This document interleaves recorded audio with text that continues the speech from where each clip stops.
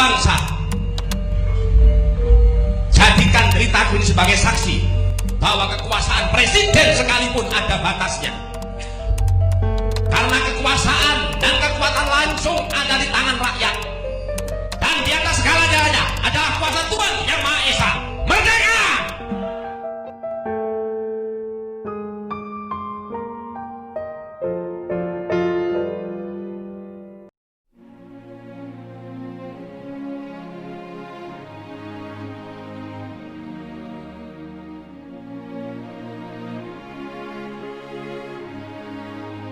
Ketimpangan hukum bagi rakyat.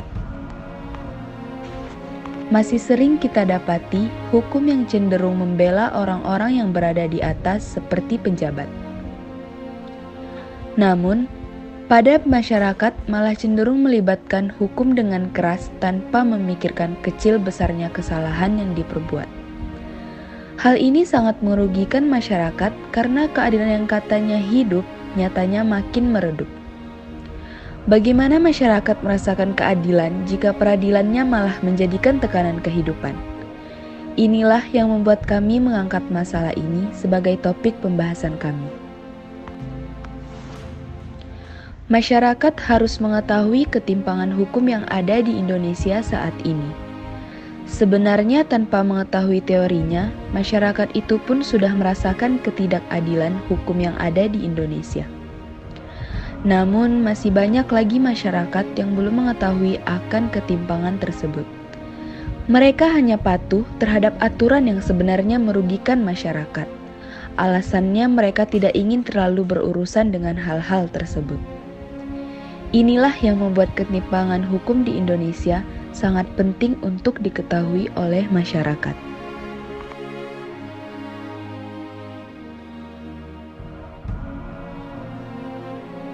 Kondisi hukum dan peradilan di Indonesia. Sistem peradilan yang dijalankan oleh para penegak hukum dalam kondisi pandemi sekarang ini melibatkan peran digital. Dalam pelaksanaannya, sidang dilakukan secara virtual. Artinya, persidangan tidak dilakukan secara tatap muka langsung, melainkan secara daring jarak jauh. Meskipun demikian, cara tersebut harus dilakukan untuk beradaptasi dengan situasi yang sedang terjadi. Hal tersebut agar tata hukum peradilan negeri dapat tetap stabil berjalan meskipun terbatas oleh kondisi pandemi COVID-19. Penerapan sistem secara virtual cukup menjadi terobosan yang darurat terkait munculnya COVID-19 tidak diprediksi sebelumnya. Sehingga dari sisi masyarakat awam, banyak timbul pertanyaan terkait bagaimana dengan integritas hukum dan peradilan dengan sistem yang terhitung baru tersebut. Hubungan hukum dengan ekonomi bukan hubungan satu arah, tetapi hubungan timbal balik dan saling mempengaruhi. Kegiatan ekonomi yang tidak didukung oleh hukum akan mengakibatkan kekacauan. Sebab apabila para pelaku ekonomi dalam mengejar keuntungan tidak dilandasi dengan norma hukum, maka akan menimbulkan kerugian salah satu pihak dalam melakukan kegiatan ekonomi. Ada sementara ahli hukum mengatakan bahwa hukum selalu berada di belakang kegiatan ekonomi.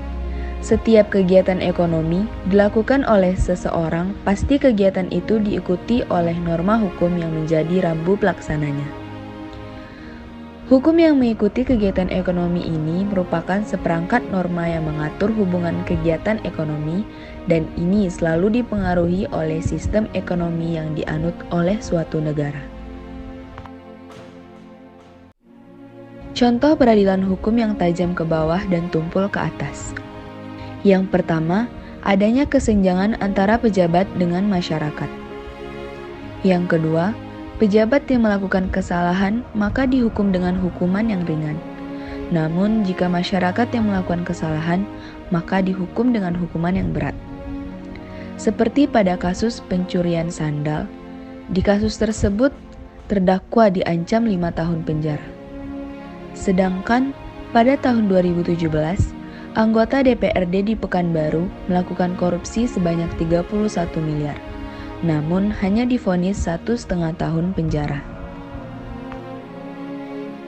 Transparansi hukum di Indonesia selalu ada di setiap peradilannya, namun tergantung lembaga dan kasusnya.